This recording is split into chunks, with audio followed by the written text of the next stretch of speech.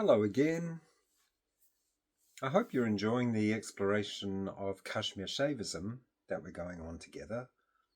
I love Kashmir Shaivism. I first discovered Kashmir Shaivism in the mid-90s.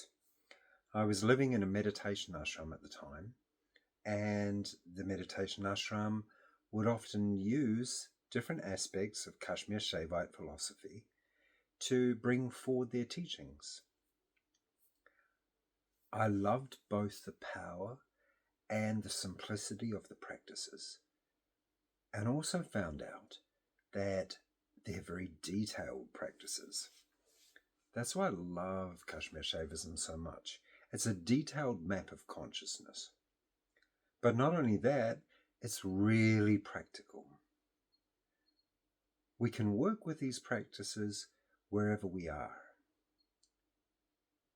That is because Kashmir Shaivism is a household path. So what that means is we don't have to live in a monastery unless we have the opportunity, and it's a wonderful thing.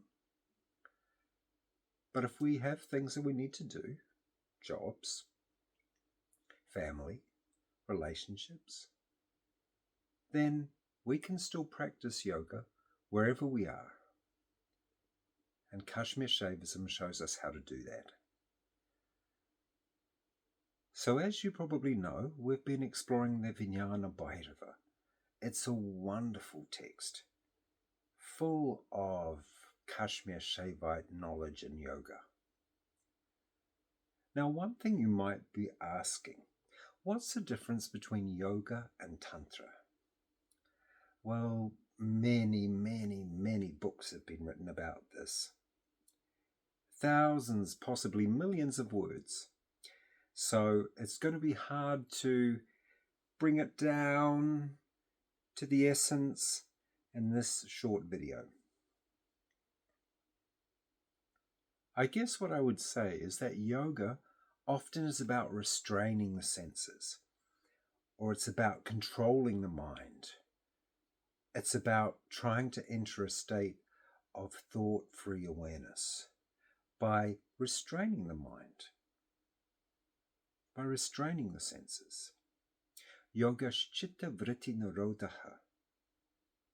This is in Patanjali's Yoga Sutras. Yoga is the cessation of the turnings of thought in the mind. Tantra, on the other hand, tends to use the senses and the mind. By use, I mean cooperate with the senses, cooperate with the mind, collaborate, if you like. In my view, it's an easier way for now, because now the senses are always engaged. The mind is always engaged. We're so busy. We have so much going on. So it's an ideal way to work with the senses, to work with the mind in such a way that takes us to awareness rather than keeping us bound, rather than keeping us caught in thought constructs, conditioning, likes, dislikes, high, low, good, bad, all of that. And Tantra is very engaged in the world,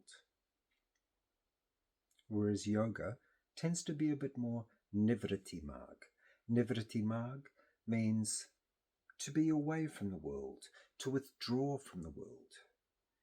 Tantra, pravritti marg, to be engaged with the world, to be in the world, to let the world be the vehicle for our transformation, for our realization, and dare I use this big word, for our enlightenment. And no, it's not as rare as you may have been led to believe.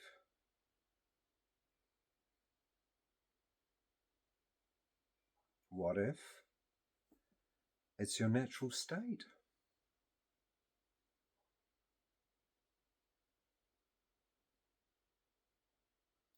So, let's keep exploring Kashmir Shaivism. If you have any questions or comments, please put them below in the comments and I'll be happy to answer them. Let's start a conversation. What sort of questions do you have about Kashmir Shaivism? What has happened for you in your practice if you've been practicing?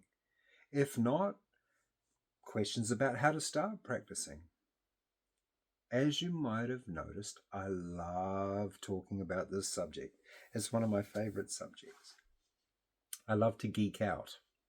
So if you want to geek out too, you're more than welcome. So that's it for now. See you next time.